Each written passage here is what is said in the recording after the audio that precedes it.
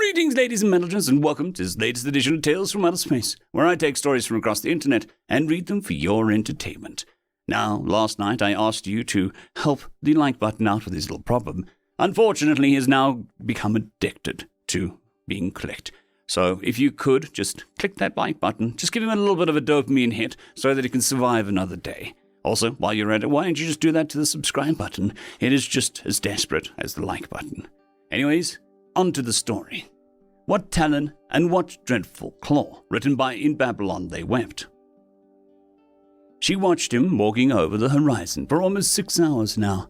She loved getting guests, loved seeing the resignation of men half dead with thirst, trading certain death in the sands for possible death in her waters. And they were hers. The promise of Ramsay still stood, even if it had been a millennium since the Concord.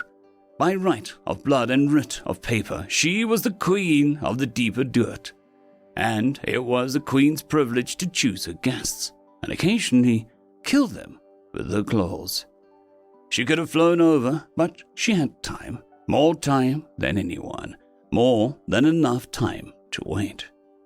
Her guest was not half dead. He was, to be technical, less than a quarter dead, but that was only if you measured things in years. He was young. His face certainly seemed less lined than her own. There wasn't much else that she could judge age from. The lines on her form folded in wings and furs and claws at the same point that his folded into silks and beads. He'd prepared for the meeting by bringing a wealth of spices. It was a trick common to royal travelers. If sweat couldn't be prevented, it could at least be masked. She could still pick traces up of it under the sandalwood and myrrh. But it was pleasant, salty and metallic and sharp underneath all the soft wisps of smoke. He'd brought her gifts. When she told him that the gifts were not acceptable for passage, he said that wasn't how gifts worked. Gifts weren't given in exchanges. They were given for the joy of giving, and it brought him joy to share with her. She didn't know how to respond to that, so she simply asked him if he intended to cross through her doubt. "Maybe," he replied. "What's your price?" "A riddle," she said. "If you get it right, you can pass, but if you get it wrong, I'll devour even your bones." He grinned, and it wasn't false bravado. He'd known the cost before he said it. "I love riddles. I accept." She loved the spot. She loved the tension of it, that singular moment of truth where she wasn't just a mind or a monster, but something stabbing both worlds. She spoke. "I can survive beyond death, but can be broken without force.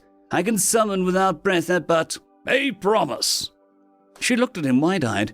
It wasn't her best riddle, but it was one that she'd made herself. It wasn't supposed to be this easy. She let him pass, but she did, to her great shame, sulk.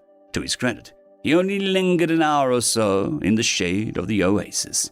There was a longing to him that she couldn't describe. It unsettled her, but it went away when he took his camels and continued past, traveling on into the deep dirt. She forgot about his gifts until long after he'd passed the horizon. She'd expected human trinkets, golds and gem, useless baubles. The pelts that had been carefully rolled up and placed inside the chest were strangely thoughtful. She carried them back to her cave and laid them flat across the floor. That night, she slept better than she had in many, many years. In the morning, she woke up and smelled myrrh and was almost happy to imagine the prince coming back. If she was disappointed to realize that the smell was coming from the scent soaked into the furs, that was a secret she could keep even from herself. It was a week before he came back. She recognized the outline on the horizon. She had a good memory, and beyond that, he'd made quite an impression on his first meeting with her. He'd began to run low on his spices, and his clothes were looking far more rumpled than they had at the start. That travel was beginning to wear him down should have meant nothing to her. Now, she felt odd. Would she still feel victorious if he failed her riddle, or would it haunt her, knowing she could only catch him at his worst? Did she want to catch him? She waited for him to make it to her oasis again. It seemed to be a part of the ritual, to sit and watch the speck on the horizon grow to the size of a man. They didn't exchange pleasantries when he arrived. Instead, he gave a small nod to acknowledge her before climbing down from atop his camel. She hadn't demanded it prior because she knew all too well how easy it was to catch a camel, but there was still something respectful in the gesture. Here was a prince willing to die with dignity. Here was a man who lived and died by rules. Could she be blamed for admiring that? Only when he was fully settled in to listen did she begin her riddle. Toothless maw that eats all these, raw flesh, dung, fresh air, and trees.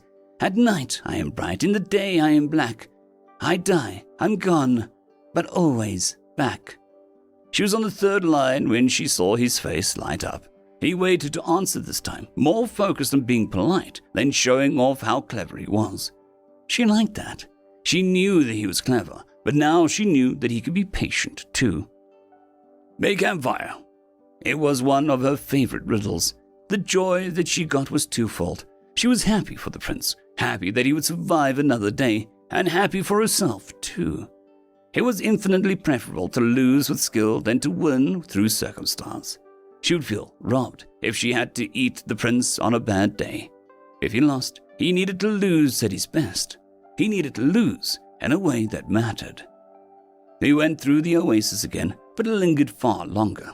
They spoke in moments about each other's lives, her memories of time before even Ramses, and his experience as the seventh in line to the throne.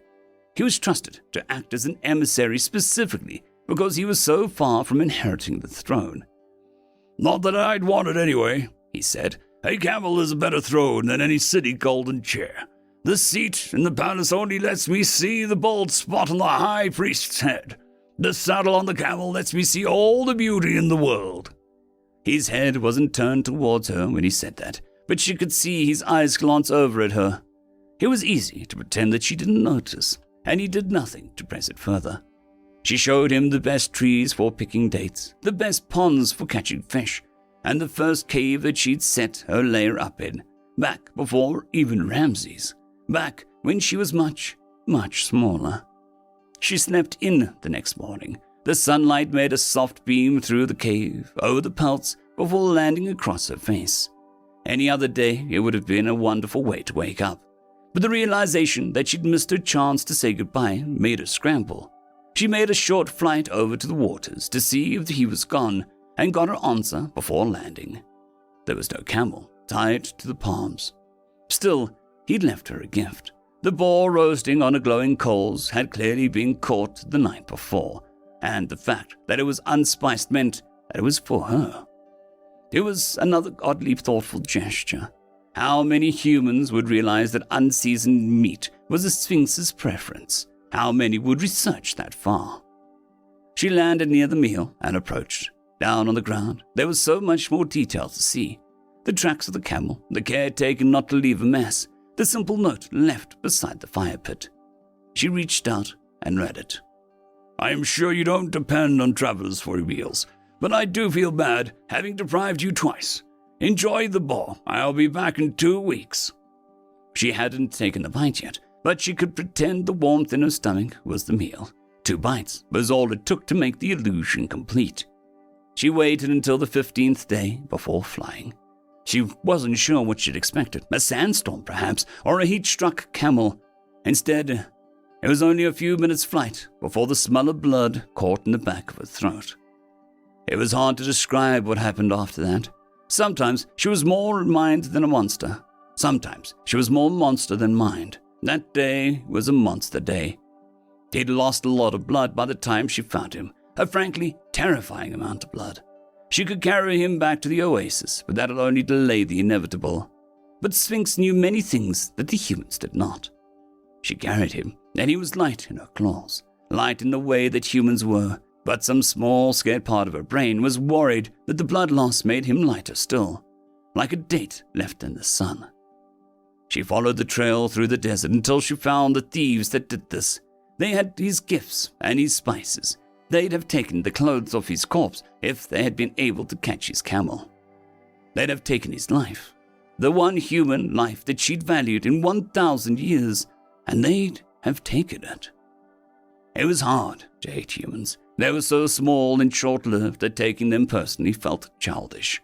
But this day, she hated it, and it made killing easy. 5 of the 6 bandits were extraneous. The last, thankfully, had blood that smelled like the prince. He was much less thankful about this than she was. She took them both back, the prince held gently in her front talons, the bandit half crushed in the back. The transfer spell took exactly as much as it needed. It would have been crueler to let the bandit suffer the same fate he intended to inflict on the prince, to struggle on with too little blood until his body failed. It was tempting, but she felt a sick gratitude that he had what she'd needed when she needed it. So she made the end quick, or quick enough. 30 seconds isn't long, but it is an eternity when falling. The prince recovered enough to speak after 3 days. He asked her to tell him riddles, and if she was jealous of her domain, as she pretended, she'd have said no. But good riddles were the tool she used to rid herself of unwanted guests, and this guest was wanted. So she read riddles to him for days at a time, read all the ones that she'd hoarded from scholars, read ones she wrote herself just for fun. She started with her best riddles because she loved his praise, but moved on to her earlier ones because what they lacked in cleverness, they made up for in being earnest. He loved those riddles the most. 1 week stretched into 2. He spent his days swimming after fish, chasing after balls with spears made of stone. She hadn't seen that in a very long time, and scurrying up trees to pick dates. And his nights he spent imagining riddles around a campfire. She knew it wasn't going to be permanent, but that didn't mean that it couldn't be beautiful. She'd outlived so many things in this world, seen rivers change courses and lakes run dry. If impermanence was a poison, then it was a poison she couldn't avoid. There was no wall that she could build to keep death at bay. She could only share a home with it, that one wonderful faraway day that even death would die. And that day would not be soon. The king's men found the oasis after a month of searching. There were no riddles this time. The prince left willingly, and the men with bronze blades stayed respectfully far from her part of the dirt. It went as good as it could have gone, all things considered. If some part of her felt empty afterwards, well, maybe she just needed to eat. Regular gifts did find her way to the dirt, as thanks after that. Herds of goats were released near her borders to hunt at her own leisure. Soft pelts from the northern lands were delivered in chests, and she luxuriated in their fluff. Most importantly, a regular shipment of black vellum began to make its way to the dirt. She was told explicitly that it was for her to write some more riddles, and also, if she had a spare moment, she could send letters back with its vendor. The prince always made sure to send at least one out to her, and she always made sure to send one back. Always. It had been decades. She couldn't see how humans were like this. She'd written with him 6 months ago. He'd been sharp as ever, sharper even. Time had winnowed him into a razor's edge, and she'd been so amazed to see him change. And then he'd gotten busy, and they'd stopped writing letters for just a month. And then it was 2 months, and then 3. And now, he wasn't well. The last letter she'd received hadn't even been from him. It had been from his oldest brother, the reigning pharaoh, and it had broken her heart. He was forgetting everything. His mind was breaking. Decades of brilliance. And now he was falling apart at the seams. Some days, he didn't even know who he was. But on the days that he did, the only thing he could talk about was going to the oasis one last time.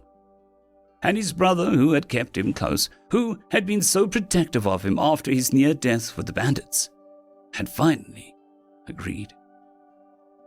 He was going to be arriving any day now.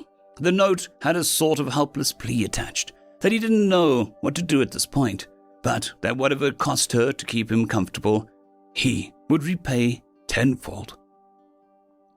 She sent a letter back saying that it was a gift.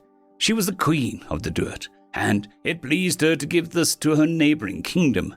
Never mind that her kingdom had no subjects, never mind that she had no armies at her disposal. What she had, she could give, and this was easy. It made her happy to write the letter. It reminded her of the first words the prince had spoken to her all those years ago. He arrived a few days later, escorted by 50 soldiers. She was grateful. That was in one of his lucid moments. She couldn't imagine how it would be to be seen and not known. She didn't wait for them to make it all the way to her oasis. She flew over to meet them and then carried him back. The traditional wait was from when she thought she had time, before she'd realized that there were ways for even a mortal to find themselves in a hurry.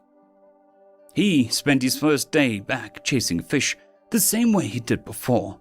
The boars he left to be 70, he insisted, was far too old to be messing with boars. And when that evening came, they gathered by the campfire to share riddles. They went back and forth, laughing at each other's crafts. It was only after an hour of reminiscing that she actually asked him her favorite riddle. The riddle that she had permanently written in as his riddle. The one with toothless maws and meat and light in the dark. And he stared at her, not blankly, but worse, confused, because he recognized the riddle, but could no longer answer it. She could see the distress growing in him, and it broke her heart. He hemmed and hawed, but right when he looked on the brink of giving up, he looked up at the fire and started in relief. "Hey, campfire," he said, and they laughed. And if he could pretend his tears were mirth and not mourning, she could pretend that hers were the same. He was not well the next day. He knew who he was, thankfully, but he didn't remember getting there. He stumbled around almost dazed until he saw her. Then he sighed in relief. "This is my favorite dream," he confided in her. "I'd like to get back here for real one day, but this dream is lovely. Can you read me some more riddles, just like last time? I've never forgotten." She didn't even touch her later works. She went to her earliest ones, the easy ones, and the way he pondered minutes at a time made her stomach clench. She did not sleep that night. She had spent literally her entire life trying to make harder and harder riddles. And now, they needed to be easy. They needed to be simple. They needed to be rhyme and feel like riddles. But they needed to be solvable by someone that... She had to stop writing for a few moments to compose herself. She couldn't afford to cry on the vellum. A new shipment wouldn't arrive in time. She was immortal, but she was still running out of time. He woke up the next morning completely confused. She prepared her first riddle as, "Who sits in the sand beside my lair? Who swims through fish, has the thin white hair? Who braved the desert and survived, then returned home alive and thrived?" But after several seconds of silence, she couldn't take it anymore. "It's you," she said. "Oh," he replied, surprised. "What do you know about this place?" she asked, after several more long seconds of quiet. No, not a lot," he admitted. "But I know I love you." "I love you too," she said. That was the only riddle that she had for the day. He fell asleep in the mid-morning, and she took the time to go catch a goat for them. He was still asleep when she returned, and remained that way the rest of the day. She stayed awake long after sunset, watching the gentle rise and fall of his chest and praying that it would never stop. She wasn't sure when she fell asleep.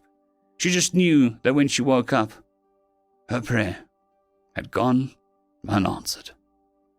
The vellum vendor arrived at the start of the deep duet, only to find the oasis empty. He looked for hours, but there was only a single vellum left behind in the cave. He grabbed it and read the half-finished riddle. What hungers and is never full? What is complete but never whole? What pierces armor, shields, and hearts? What ends before it even starts? What force can make a monster thrall? What talon and what dreadful claw can heal the slice it makes each day? What pain can make the godless pray? It was all that he could take back to the pharaoh. He hoped it was enough. End of story.